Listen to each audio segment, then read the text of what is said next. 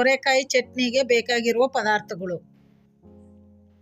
ನಾನು ಒಂದು ಅರ್ಧ ಸೋರೆಕಾಯಿ ತೊಗೊಂಡಿದ್ದೀನಿ. ಅದನ್ನು ಈ ಥರ ಸಣ್ಣದಾಗಿ ಕಟ್ ಮಾಡಿ ಇಟ್ಕೊಂಡಿದ್ದೀನಿ.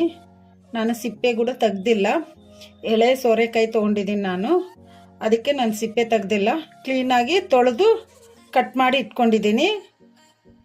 1 ಸ್ಪೂನಷ್ಟು ಧನಿಯಾ ತೊಗೊಂಡಿದ್ದೀನಿ, 1 ಸ್ಪೂನಷ್ಟು ಜೀರಿಗೆ ತೊಗೊಂಡಿದ್ದೀನಿ, ಒಂದು ಸ್ವಲ್ಪ ಮೆಂತ್ಯಕಾಳು ತೊಗೊಂಡಿದ್ದೀನಿ, ಒಂದು ಸ್ವಲ್ಪ ಕರಿಬೇವು ತೊಗೊಂಡಿದ್ದೀನಿ, 1 ಗಡ್ಡೆಯಷ್ಟು ಬೆಳ್ಳುಳ್ಳಿ ತೊಗೊಂಡು ಸಿಪ್ಪೆ ಸುಲಿದು ಇಟ್ಕೊಂಡಿದ್ದೀನಿ, ಒಂದು 10 ಹಸಿಮೆಣಸಿನ್ಕಾಯಿ ತೊಗೊಂಡಿದ್ದೀನಿ.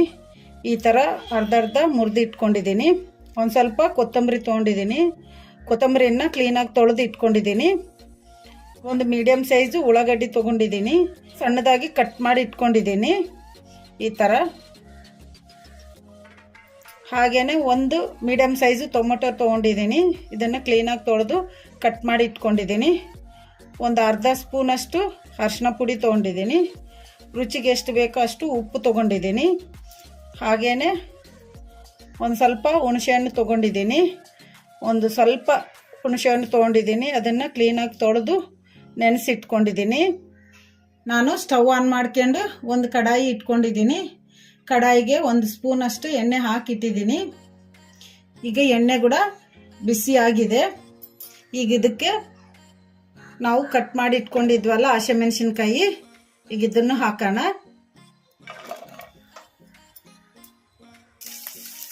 ಕಲಿಸ್ಕೊಂಬಿಡೋಣ. ಹಸಿಮೆಣಸಿನ್ಕಾಯನ್ನ ಮೀಡಿಯಮ್ ಫ್ಲೇಮಲ್ಲಿ ಇಟ್ಕೊಂಡು ಫ್ರೈ ಮಾಡ್ಕೊಂಬಿಡೋಣ. 1-2 ನಿಮಿಷ, ಜಾಸ್ತಿ ಏನು ಫ್ರೈ ಆಗೋದೇನು ಬೇಡ. ಈಗ ಒಂದು ಸ್ವಲ್ಪ ಹಸಿಮೆಣಸಿನ್ಕಾಯಿ ಫ್ರೈ ಆಗಿದಾವಲ್ಲ, ಈಗ ಇದಕ್ಕೆ ಒಂದು ಸ್ವಲ್ಪ ಧನಿಯಾ ಹಾಕೋಣ, ಸ್ವಲ್ಪ ಜೀರಿಗೆ ಹಾಕೋಣ, ಒಂದು ಸ್ವಲ್ಪ ಮೆಂತ್ಯಕಾಳು ಹಾಕೋಣ. ಕಲಿಸ್ಕೊಂಬಿಡೋಣ. ಇವನ್ನೆಲ್ಲ ಮೀಡಿಯಮ್ ಫ್ಲೇಮಲ್ಲೇ ಫ್ರೈ ಮಾಡ್ಕೋಬೇಕು. ಇವೆಲ್ಲ ಒಂದು ಸ್ವಲ್ಪ ಫ್ರೈ ಆಗಿದಾವಲ್ಲ, ಒಂದು ಸ್ವಲ್ಪ ಕರಿಬೇವು ಹಾಕೋಣ, ಬೆಳ್ಳುಳ್ಳಿ ಹಾಕೋಣ, ಕಲಿಸ್ಕೊಂಬಿಡೋಣ. ಎಲ್ಲವೂ ಫ್ರೈ ಆಗಿದ್ದಾವೆ. ಈಗ ಇವನ್ನ ಒಂದು ಪ್ಲೇಟಿಗೆ ತಕ್ಕೊಂಬಿಡೋಣ. ನಾವು ಫ್ರೈ ಮಾಡಿ ಇಟ್ಕೊಂಡಿದ್ವಲ್ಲ ಹಸಿಮೆಣಸಿನ್ಕಾಯಿ, ಈಗ ಇವನ್ನ ಒಂದು ಪ್ಲೇಟಿಗೆ ತಕ್ಕೊಂಡಿದ್ದೀನಿ. ಈಗ ಇವು ತಣ್ಣಗಾಗಕ್ಕೆ ಬಿಡೋಣ. ಈಗ ನಾನು ಅದೇ ಕಡಾಯಿ ತೊಗೊಂಡಿದ್ದೀನಿ. ಕಡಾಯಿಗೆ 1 ಸ್ಪೂನಷ್ಟು ಎಣ್ಣೆ ಹಾಕೋಣ. ಇದಕ್ಕೆ ನಾವು ಕಟ್ ಮಾಡಿ ಇಟ್ಕೊಂಡಿದ್ವಲ್ಲ ಸೋರೆಕಾಯಿ, ಈಗ ಇದನ್ನು ಹಾಕೋಣ. ಈಗ ಕಲಿಸ್ಕೊಂಬಿಡೋಣ. ಇವನ್ನ ಮೀಡಿಯಮ್ ಫ್ಲೇಮಲ್ಲಿ ಫ್ರೈ ಮಾಡ್ಕೋಬೇಕು. ಸೋರೆಕಾಯಿ ಒಂದು ಸ್ವಲ್ಪ ಮೆತ್ತಗಾಗೋವರೆಗೂ ಫ್ರೈ ಮಾಡ್ಕೋಬೇಕು.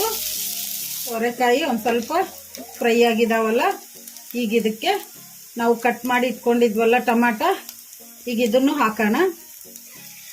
ಕಲಿಸ್ಕೊಂಬಿಡೋಣ. ಈಗ ಟೊಮಾಟ ಒಂದು ಸ್ವಲ್ಪ ಫ್ರೈ ಆಗೋವರೆಗೂ ಫ್ರೈ ಮಾಡ್ಕೊಂಬಿಡೋಣ ಮೀಡಿಯಮ್ ಫ್ಲೇಮಲ್ಲಿ. ಈಗ ಟೊಮಾಟ ಕೂಡ ಒಂದು ಸ್ವಲ್ಪ ಫ್ರೈ ಆಗಿದಾವಲ್ಲ, ಈಗ ಇದಕ್ಕೆ ಒಂದು ಸ್ವಲ್ಪ ಅರಿಶಿನ ಪುಡಿ ಹಾಕೋಣ. ಈಗ ಕಲಿಸ್ಕೊಂಬಿಡೋಣ. ಈಗ ಅರಿಶಿನ ಪುಡಿ ಹಾಕಿದ್ಮೇಲೆ 1 ನಿಮಿಷ ಅಷ್ಟೇ ಫ್ರೈ ಮಾಡ್ಕೊಂಬಿಡೋಣ. ಈಗ ಇದಕ್ಕೆ ಒಂದು ಸ್ವಲ್ಪ ಉಪ್ಪು ಹಾಕೋಣ. ಒಂದು ಅರ್ಧ ಸ್ಪೂನಷ್ಟು ಉಪ್ಪು ಹಾಕ್ತಿದ್ದೀನಿ. ಯಾಕಂದರೆ ಸೋರೆಕಾಯಿ ಸಪ್ಪಗೆ ಅನ್ನಿಸ್ತಲ್ಲ, ಅದಕ್ಕೆ ನಾನು ಒಂದು ಸ್ವಲ್ಪ ಹಾಕಿದ್ದೀನಿ. ಚಟ್ನಿ ಮಿಕ್ಸಿ ಮಾಡ್ಕೋಬೇಕಾದ್ರೆ ಇನ್ನು ಸ್ವಲ್ಪ ಹಾಕೋಣ ಉಪ್ಪು. ಈಗ 1 ನಿಮಿಷ ಅಷ್ಟೇ ಫ್ರೈ ಮಾಡ್ಕೊಂಬಿಡೋಣ. ಈಗ 1 ನಿಮಿಷ ಆಯ್ತಲ್ಲ, ಉಪ್ಪು ಹಾಕ್ಕೊಂಡು ಫ್ರೈ ಆಗಿದ್ದಾವೆ ಸೋರೆಕಾಯಿ ಟೊಮೊಟೊ. ಈಗ ಇದನ್ನು ಸ್ಟವ್ ಆಫ್ ಮಾಡಿಕೊಂಡು ಇದನ್ನು ತಣ್ಣಗಾಗಕ್ಕೆ ಬಿಡೋಣ. ಈಗ ನಾವು ಫ್ರೈ ಮಾಡಿ ಇಟ್ಕೊಂಡಿದ್ವಲ್ಲ ಸೋರೆಕಾಯಿ ಹಸಿಮೆಣಸಿನ್ಕಾಯಿ ಎಲ್ಲವೂ ತಣ್ಣಗಾಗಿದ್ದಾವೆ. ಈಗ ಇದಕ್ಕೆ ಒಂದು ಸ್ವಲ್ಪ ಕೊತ್ತಂಬರಿ ಹಾಕೋಣ. ಈಗ ಇವನ್ನೆಲ್ಲ ಮಿಕ್ಸಿ ಮಾಡ್ಕೊಂಬಿಡೋಣ. ಸ್ವಲ್ಪ ತರಿಯಾಗಿ ಮಿಕ್ಸಿ ಮಾಡ್ಕೊಂಬಿಡೋಣ. ಈಗ ಎಲ್ಲವನ್ನು ಮಿಕ್ಸಿ ಜಾರಿಗೆ ಹಾಕ್ಕೊಂಡಿದ್ದೀನಿ. ಈಗ ಇದಕ್ಕೆ ರುಚಿಗೆ ಎಷ್ಟು ಬೇಕೋ ಅಷ್ಟು ಉಪ್ಪು ಹಾಕೋಣ.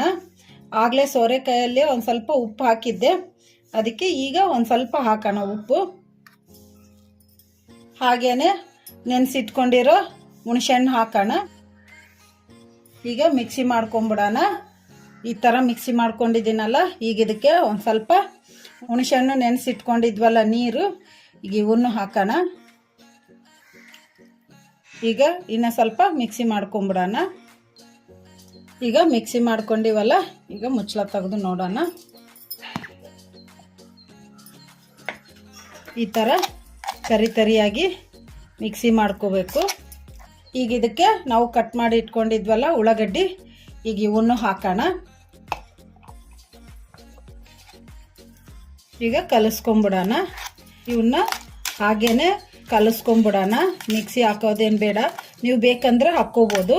ಸ್ವಲ್ಪ ಮಿಕ್ಸಿ ಗಿರ್ ಅನಿಸಿ ಬಿಟ್ಬಿಟ್ರೆ ಸಾಕು. ಈಗ ಈ ಚಟ್ನಿಗೆ ಒಗ್ಗರಣೆ ಏನು ಹಾಕೋದು ಬೇಡ, ಹಾಗೇ ಚೆನ್ನಾಗಿರ್ತತಿ. ಈಗ ಇದನ್ನು ಒಂದು ಪಾತ್ರೆಗೆ ತಕ್ಕೊಂಬಿಡೋಣ.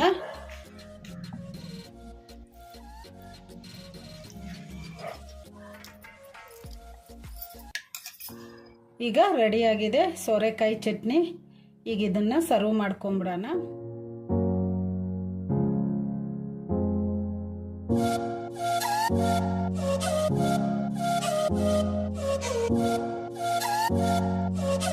ರೆಡಿಯಾಗಿದೆ ಸೋರೆಕಾಯಿ ಚಟ್ನಿ. ಈಗ ಇದನ್ನು ಚಪಾತಿ ಜೊತೆಗಾಗಲಿ, ರೊಟ್ಟಿ ಜೊತೆಗಾಗಲಿ, ಮತ್ತು ಅನ್ನದ ಜೊತೆಗಾಗಲಿ ತಿಂದರೆ ತುಂಬ ಟೇಸ್ಟಿಯಾಗಿರುತ್ತೆ. ನೀವು ಟ್ರೈ ಮಾಡಿ, ಮನೆಯಲ್ಲಿ ಎಲ್ಲರೂ ಇಷ್ಟಪಡ್ತಾರೆ. ಈ ವಿಡಿಯೋ ನಿಮಗೆ ಇಷ್ಟ ಆದರೆ ನನ್ನ ಚಾನಲನ್ನು ಸಬ್ಸ್ಕ್ರೈಬ್ ಮಾಡಿ, ಲೈಕ್ ಮಾಡಿ, ಶೇರ್ ಮಾಡಿ, ಕಮೆಂಟ್ ಮಾಡಿ.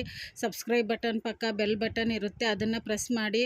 ನಾನು ಯಾವುದೇ ಒಂದು ಹೊಸ ವಿಡಿಯೋ ಮಾಡಿದರೂ ನಿಮಗೆ ನೋಟಿಫಿಕೇಷನ್ ಬರುತ್ತೆ. Thank you for watching.